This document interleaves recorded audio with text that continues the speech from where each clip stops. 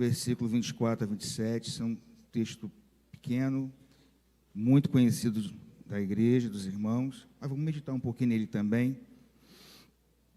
Diz assim a palavra do Senhor, Mateus 7, 24, diz assim, o título vai falar sobre os dois alicerces. Está dizendo assim: todo aquele, pois, que escuta estas minhas palavras e as pratica, assemelhá-lo-ei ao homem prudente, que edificou sua casa à rocha, e desceu a chuva, e correram os rios, e sopraram os ventos, e combateram aquela casa, e não caiu, porque estava edificada sobre a rocha. E aquele que ouve estas minhas palavras, e não cumpre, compará-lo-ei ao homem insensato, que edificou a sua casa sobre a areia. E desceu a chuva, e correram os rios, e sopraram os ventos, e combateram aquela casa, e caiu, e foi grande a sua queda. Amém. Podem sentar, irmãos, em nome de Jesus. Glória a Deus. A parábola que acabamos de ler, sobre a casa edificada na rocha, fala da importância de aplicarmos os fundamentos da palavra de Deus em nossa vida, em nossa casa, em nossa família. E nesta parábola, Jesus ele conta a história de dois homens. Um, ele diz que é o prudente, e o outro diz que é o insensato. Ambos os homens, como nós vemos aqui e acabamos de ler, construíram as suas casas. O homem prudente, como diz a parábola, constrói a sua casa sobre a rocha. E o homem imprudente ou insensato, ele constrói a sua casa edificada sobre areia. E nós observamos que tanto a casa do prudente quanto do insensato é propensa aos mesmos intempéries da vida. Passa pelos mesmos problemas. Nós observamos que veio chuva, veio a tempestade ali, veio os ventos, para ambas. Mas o diferencial é aonde ele edificou a sua casa. Ali estava o diferencial. A casa do insensato não foi capaz de resistir aos intempéries do tempo, no nosso caso, trazendo para o dia de hoje, da vida. Nós observamos que todos nós somos propensos a perder o emprego amanhã. Mas aqueles que têm confiança em Jesus Cristo, sabem que daqui a um pouco, outra porta Deus abrirá, e até essa porta não for aberta, Ele vai prover todas as coisas. Esse é o diferencial. Quanto muitas pessoas perdem alguma coisa, perdem um dinheiro na bolsa de valores, perdem o emprego ou perdem uma empresa, muitas vezes se entra numa situação em que tira a sua própria vida. Porque, infelizmente, lá atrás, a sua riqueza não foi capaz de fazer com que ela estivesse firme para os dias maus. E quantas pessoas não se preparam para esse dia mau? E o dia mau veio para ambos.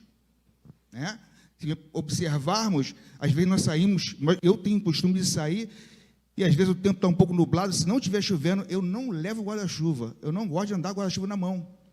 Às vezes eu pego a chuva no meio do caminho, e para mim está tudo bem.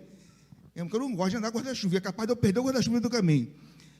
Porém, a gente vê aquelas pessoas que muitas vezes estão andando com guarda-chuva, está o sol quente, mas assim, pode chover. E ela está preparada para aquele momento. E assim somos nós. Temos que estar pronto com a nossa casa alicerçada sobre a rocha. E Jesus explicou o que representavam esses dois personagens. Um é o prudente, representado por aquele que ouve a palavra de Deus e pratica. Esse é o prudente. E o insensato é aquele que ouve a palavra, porém não pratica. É simplesmente ouvinte, mas não pratica. Tem pessoas que entram, às vezes, observa na sala de aula, Tem pessoas que ouvem, está ali, mas não chega em casa, não faz o exercício de fixação, então ela não aprende. Assim a gente aprendeu, a gente tinha o exercício de fixação. Para quê? Para que o conteúdo que você aprendeu na aula, você pudesse fixar em casa. E às vezes a gente pensa, chega em casa, acabou meu fardo. Não, a gente tem que continuar, a gente tem que fixar. O que nós aprendemos aqui, na casa do Senhor, nós temos que levar para a nossa vida, levar para o nosso dia a dia, para o nosso trabalho, e lembrar, olha, eu aprendi que eu tenho que praticar. Porque eu praticando a palavra do Senhor, no dia mau, eu estarei firme na rocha. E nós precisamos disso. E um ponto curioso é o que nós já falamos, tanto uma casa quanto a outra passaram por essas tribulações. Não é pelo fato do homem prudente obedecer a Deus, que ele está isento de passar por momentos difíceis. O próprio Senhor Jesus Cristo nos disse que passaríamos nesse mundo por aflições. No mundo tereis aflições. Ele não disse, mas também não disse, só tereis aflições. Não, ele disse, tereis, mas tem de bom ânimo. Por que ele não disse só tereis aflições? Porque ele é o nosso refrigério em meio à tribulação. Ele é a nossa segurança, é nele que nos refugiamos.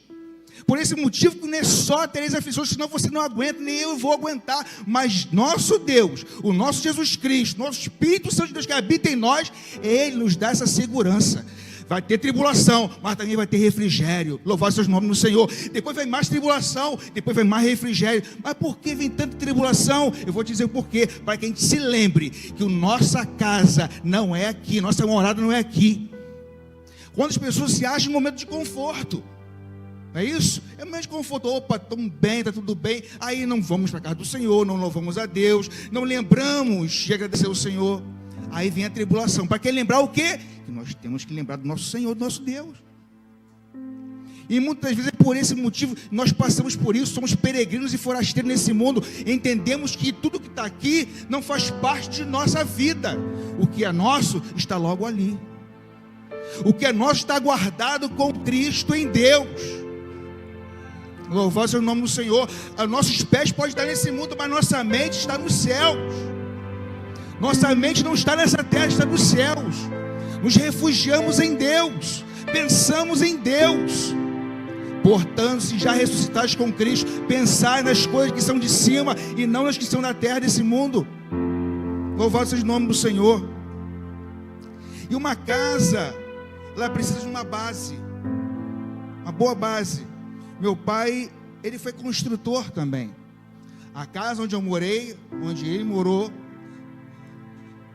eu vi toda a construção, desde os alicerces, desde a sapata construída, até a laje.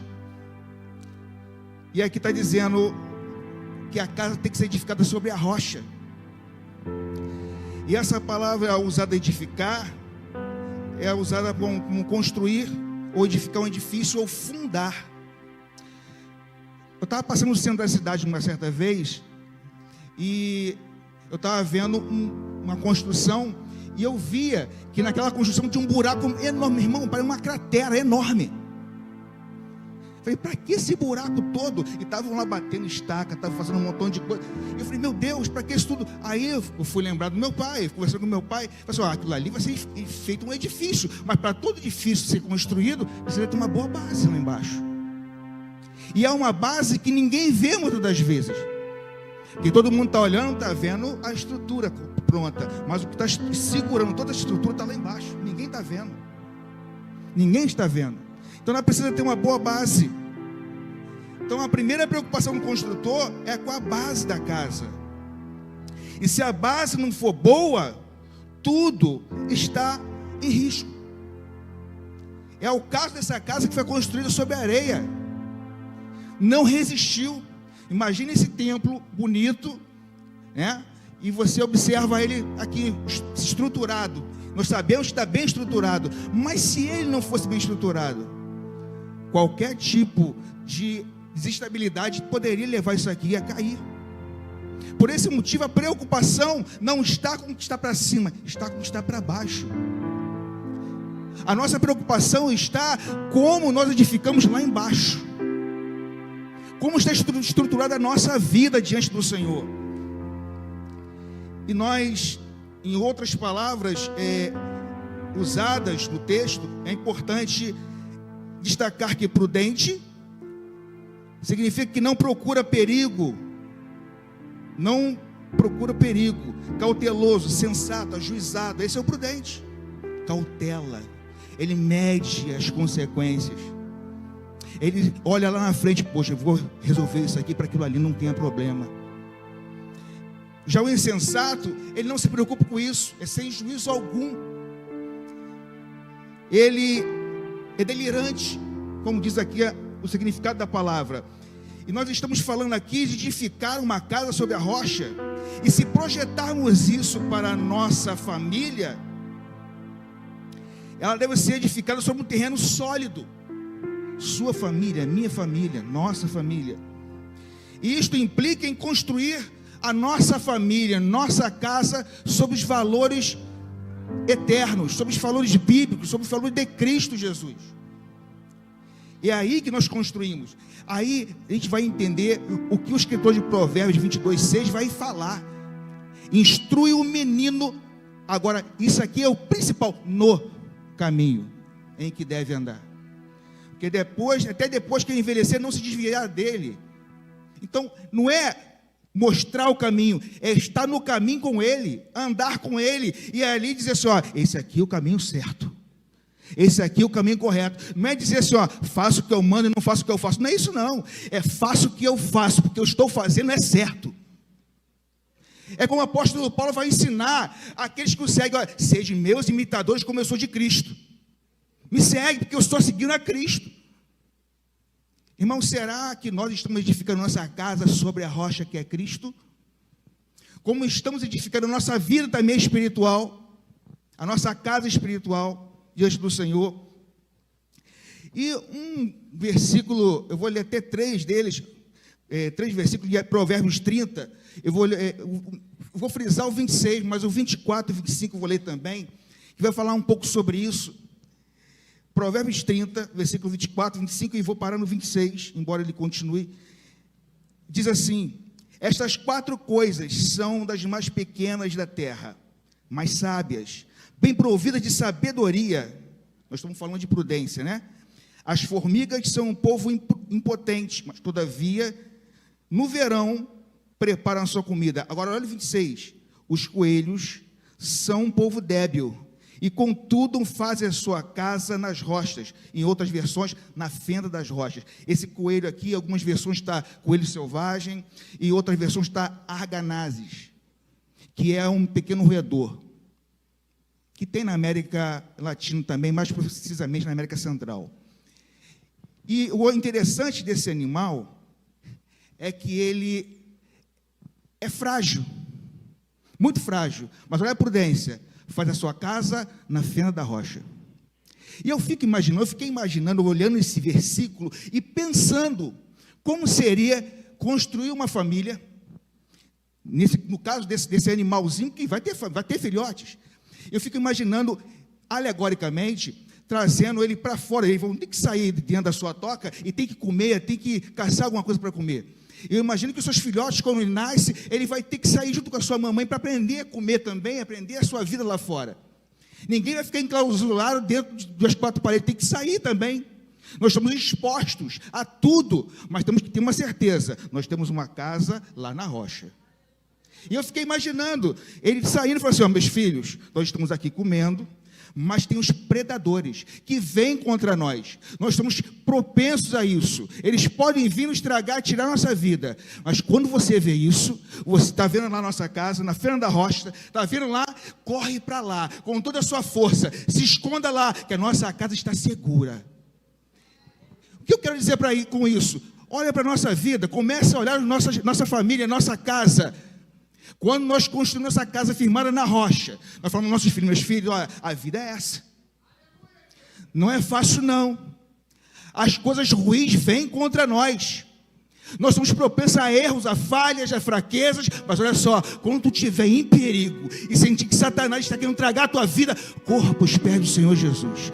Corra e corra com toda a sua força. Se humilhe debaixo da potente mão de Deus, para que a seu tempo Ele vos exalte.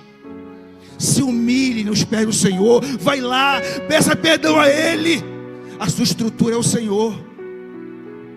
E Esse exemplo me trouxe muito no meu coração. Porque uma casa, ela também tem que ter alicerces profundos. Começa lá embaixo. Se o que está lá embaixo não for bom, tudo que está para cima corre risco. Tem que olhar lá embaixo. Os alicerces de uma família são uma vida de oração. A intimidade com Deus, onde ninguém vê. Ninguém vê você se trancar no seu quarto, orando pelo seu filho, pela sua filha, pelo seu esposo, pelo seu irmão, pela sua mãe, pelo seu pai. Ninguém vê. Mas o resultado todo mundo vai ver.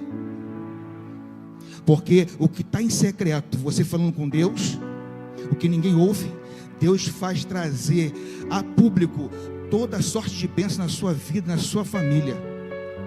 Deus reverte isso em vitória na sua família. A minha avó, saudosa avó, desejei trazer esse exemplo para cá. Era analfabeta, não sabia ler, não sabia escrever. E eu lembro que ela me contava que ela pedia aos filhos que ensinasse ela a ler. Comprou a cartilha, na época da cartilha, ensina a ler. E os filhos trataram ela um pouco com desprezo e não quis ensinar ela a ler. Sabe o que ela fez? Ela falou assim: Senhor, eu preciso aprender a ler pelo menos a sua palavra.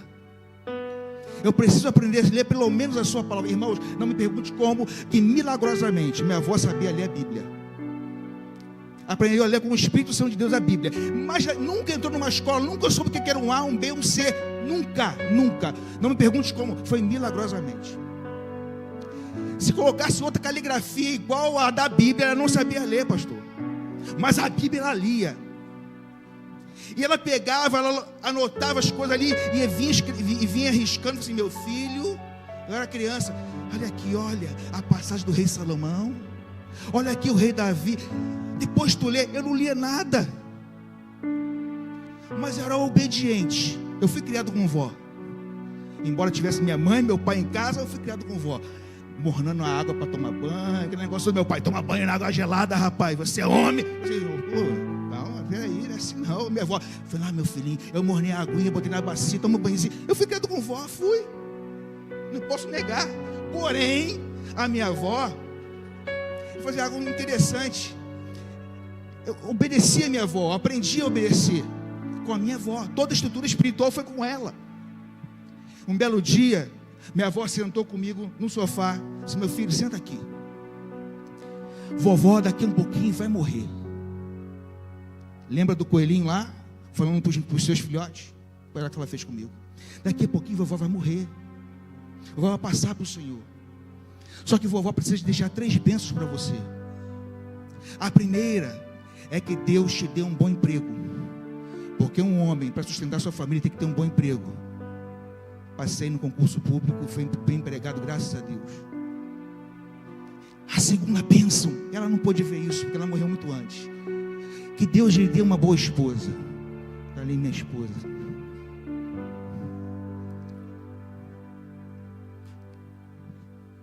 E a terceira, ela pegou a Bíblia dela, marcada: vovó não tem dinheiro, não tem herança nenhuma para te dar, mas quando morrer essa Bíblia será sua. Ela talvez não soubesse, mas ali ela estava profetizando numa vida, o ministério da palavra. E olha eu aqui. O diabo não frustrou os sonhos de Deus na minha vida, os projetos que Deus colocou na mente da minha avó sobre a minha vida. Se cumpriu, porque ali ela alicerçou a casa dela sobre a rocha. Mas foi fácil para você, pastor Fábio? Não, não foi fácil. Conheci minha esposa em 95, 96, faltando 45 dias para casar. Eu senti desejo de falar isso.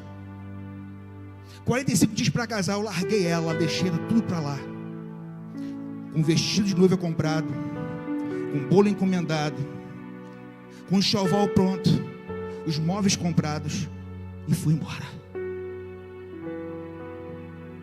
Fui embora. E aliás, eu fui dar uma volta lá fora, achando que a gente vai, né? provar alguma coisa diferente, nova. Eu fui. Comecei a sentir ódio dela. Eu falei assim: eu não quero essa mulher na minha frente, nem pintada de ouro. E fui beber, fui fumar, fui aos bailes da vida, achando que encontraria alguma coisa de bom para a minha vida. Mas não, muito pelo contrário.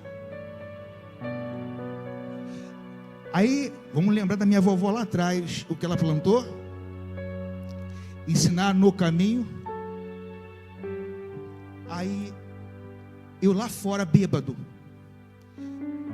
Tu pensa que a gente sabe pecar? Não, você não sabe pecar não, não sabe. A gente pensa que pode ser igual ao outro, a gente não é, não consegue ser. E eu, bêbado, pregando o evangelho para o outro. Vai entender isso? Bêbado. Eu tenho que tomar vergonha na cara e voltar, mas você vai para os pés do Senhor Jesus. Aí quem estava do outro lado era outro desviado também. Era assim. Com 1 ano e 1 mês eu não aguentei mais, voltei para os pés do Senhor Jesus Cristo correndo. Voltei correndo para os pés do Senhor Jesus Cristo. Mas tinha uma coisa: existia algo que Deus já tinha falado comigo e eu não queria aceitar. A minha ex-noiva. E eu bati minha cabeça, e eu falei assim: Senhor, eu não vou lutar contra o Senhor, porque o Senhor tem algo comigo e com ela, mas eu não a amo, eu odeio o Senhor. Se o Senhor quer que eu volte para ela, o Senhor põe a mão no meu coração. Aí Deus começou a trabalhar. 3 anos depois de separar do meu noivado, voltei para ela, me casei com ela, o mesmo vestido de noiva, as mesmas lembrancinhas de casamento que está lá há 24 anos guardada. Até hoje tem uma lembrancinha do nosso casamento guardada. Parte do nosso enxoval foi o mesmo, para a glória de Deus. Deus restaurou. Mas tudo estava no que eu aprendi lá atrás: obedecer ao Senhor, confiar nele. Talvez você pense que aquilo que Deus prometeu a você está frustrado. Não, os planos de Deus não são frustrados. O que Deus prometeu vai se cumprir na sua vida em nome de Jesus. O seu filho, se está afastado, vai voltar para a casa do Senhor. Seu marido está no mundo, ele vai resgatar e vai colocar nesse púlpito pregando a palavra do Senhor, porque ele pode, ele é Deus, ele é soberano. Bendito é o nome do Senhor. Essa é a palavra de Deus, que se o Senhor não edificar a casa, em vão trabalhos que edificam. Se o Senhor não guiar a cidade, em vão vigia a sentinela. E nós observamos que é bem isso. O Senhor é a base da nossa vida. Se Ele não for essa base, é em vão. Tudo que nós fizemos para cima, é em vão. É beleza. Você vai comprar uma casa, você não pergunta como é que está de construir esse alicerce. Você observa se a casa está em bom estado, se está bem embolsada, ou está bem pintada. Mas ninguém sabe o que está lá embaixo. Ninguém sabe. Não é porque a gente coloca um terno bonito, está no púlpito, que a nossa vida está alicerçada. O nosso alicerce ninguém vê, ninguém observa. Mas no dia mau, todo mundo vai ver se você está alicerçado ou não. É no dia mau. Quantos já sentaram com a gente, pregaram nesse púlpito conosco e já não estão mais conosco? O vento veio para você e para ele, mas ele não resistiu, porque não firmou sua cara sobre a rocha. E você lá, talvez frágil, muito frágil, como aquele coelho selvagem, sabendo que você é frágil, você, deixa eu construir minha casa sobre a rocha, porque eu não sou forte o suficiente para resistir. Eu tenho um filho, tem 2 filhos, uma menina que vai fazer 22 anos e o meu menino tem 13. O meu menino, ele olha muito para mim. Estou falando de construir sua casa na rocha, estou falando sobre criar o nosso filho no caminho que deve andar. E meu filho olha muito para mim, se espelha muito em mim. A minha esposa falou assim: tem cuidado com a sua vida, porque ele está olhando muito para você. E é verdade. Irmão, se eu andar na rua, se eu cuspir no chão, ele cospe também. Se eu chutar a pedra, ele chuta também. Ele é assim. Mas uma coisa interessante que eu pude ver são os valores de Cristo na vida dele. Quando eu estava doente, toda vez que eu estou doente, ele fala assim: papai, quer que eu ore pelo senhor? Eu vou orar, Jesus pode curar.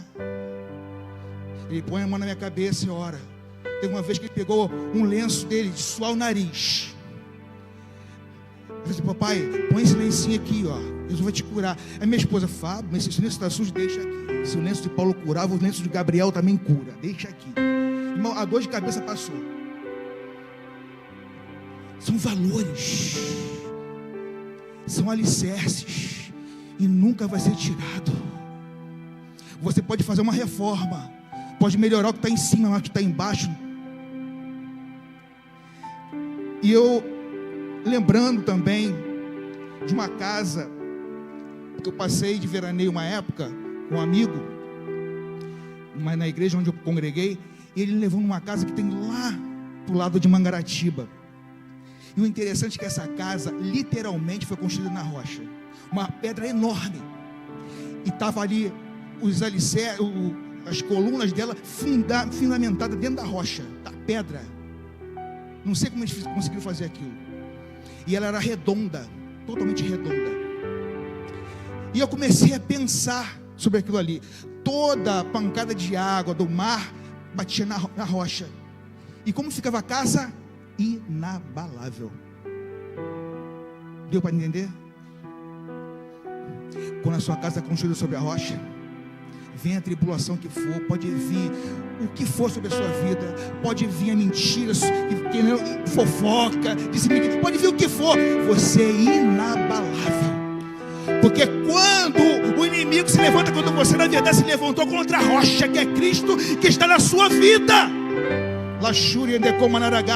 É Ele que te defende, é Ele que te justifica, é Ele que te protege, é Ele que aguenta pancada, é Ele que morreu por você, no seu lugar, no nosso lugar. Não desista, persista, vai adiante. Desceu a chuva, correram os rios, sopraram os ventos, combateram aquela casa e não caiu, porque estava edificada sobre a rocha. É praticar. Põe em prática. Começa a sair da teoria e vir para a prática. Começa a sair do papel e começar a colocar os projetos para fora do papel, mas na prática. Não é só ensinar o filho o caminho, mas no caminho. Não é somente dizer para o amigo: olha, Jesus é bom, mas experimentar também esse Jesus que é bom, é maravilhoso. Não é só dizer para o outro: confia em Deus, mas eu não confiar, não. É confiar em Deus. Confiar em Deus que todas as coisas te serão acrescentadas. Louvado seja o nome do Senhor. Que Deus abençoe. São 8 horas. Eu agradeço a oportunidade, pastor Luiz, em nome de Jesus.